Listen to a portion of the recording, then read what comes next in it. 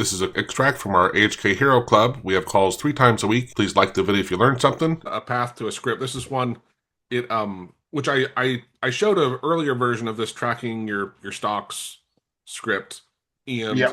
I had AI. I said, hey, because some people were saying, hey, there's a lot of different metrics we could have there. I'm like, I know, I want to keep it simple, but I also want to keep the GUI really simple and let people choose. So I asked AI to add some extra add the ability for people to choose headers, Okay.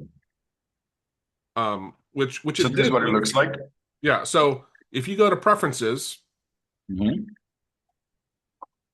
and on the bottom, the very last one, you can choose now which ones, and it added all this for me, and it parsed the data properly and displays it. But what you also might have noticed was initially before when we would run the script, it would load one at a time. Like each one, it was going and pulling it. And this reminds me of when I was learning Python years ago. Um, Now it basically blinks, right? And it goes and pulls them. What I asked AI was like, hey, can you make this where it's asynchronously doing this? Because it's really hard to grasp how much when you wait for something to be done to start the next one, how much that slows down your scripts, right? Right. When it changed it to where it was like, hey, we're going to make all these requests at once, and then when we get them, we'll kind of piecemeal it back together. You see now it just blinks and it goes and pulls everything. And again, Right. AI did this for me, which was really impressive that it figured all that out. Yeah. Now, just to so the same visual image that I told you, Joe. Let me just repeat it here. Is that if we are inside a loop, it goes one by one, right?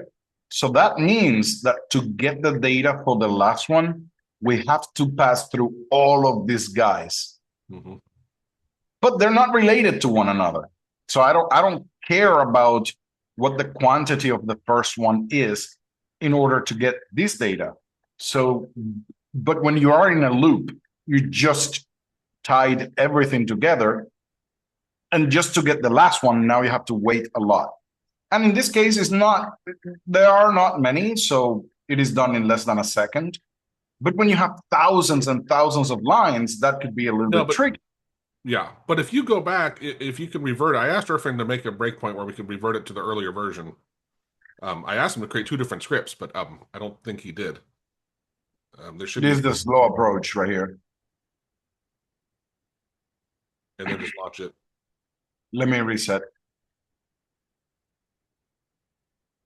because if not, it would.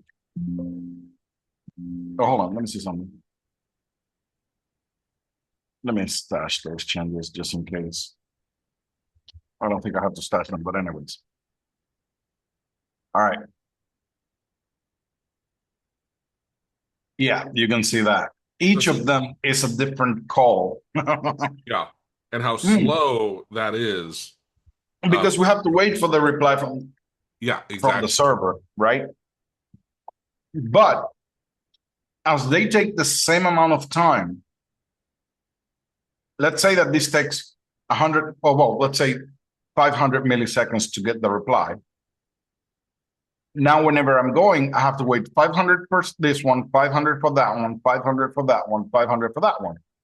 If I set timers instead, I send them all at once and they all take the same exact time. So they all come back at the same time. So that's the reason why okay, exactly. So very good that I didn't do that. I didn't delete those. Okay. So now if I run this guy, we sent all we sent all the requests at the same time, and now in 500 milliseconds I got them all back, right? Because they all take the same, almost exactly the same amount of time. So there's just a little bit of a delay of 10 milliseconds in between them because that's what it takes for me to set up the timers. But then they all come back at the same time, and I just have to fill out the information. Well, That's a ironically, pretty good example of asynchronous yeah, that's why I stuff. loved it. Yeah, and years Yeah. ago, like I said, when I was learning API calls with AutoHotkey, and my boss at TI asked me to start learning Python. So the example was pulling tickers. And in Python, in AutoHotkey, I was pulling like 100 of them, and it just took forever, it felt like. And then Python, they did it multi-threaded instead of doing it like Isaiah is mentioning. one by one. And it just blasts them all out, and then you'd see them individually coming back. But it was just such a game changer. I was like, oh, I get multi-threaded now and I didn't Yeah. realize how much it slowed me down before. Like Yeah. it really can. Which actually is this is I think why the other day you and I talked about it with our client. He's doing voice to text, right? And he does a Yes. lot of stuff, and he's waiting until his last sentence is done. Let's say he says 8 different sentences. He's right now waiting until that eighth sentence is done and then sends it to AI And to the go do others. stuff. And he's like, Yeah. it takes a while to process. Well, Isaiah was like, what if we take each sentence and piecemeal them each sentence? So by the time he gets the last one, instead of processing 7 in front of it and it just has it to finish, and then you're good to Right. go, right? So it's Right. it's one of those crazy things you can equate also. Like I used to paint houses for a living, and I'd watch people who they're like, well, we gotta paint this board, but then we gotta paint the other board, and they would do one thing at a time and not work on something else. And I'm like, what planet are you on? You plan it where you can get as much work done. You're always busy, right? Keep your CPUs or whatever always busy doing stuff, and Yeah, multitask, which humans suck at, but there's no reason to be sitting around. that's correct. Actually, what you just said is so important. Like multi-threading or having different timers, because AutoHotkey is not multi-threaded, but we can fake it, so to speak. Um, it's a game changer. But remember, multi-threading, it's a totally different way of programming. And it has so many things that are not the same as the normal programming that you're used to, that you have to kind of like learn it up.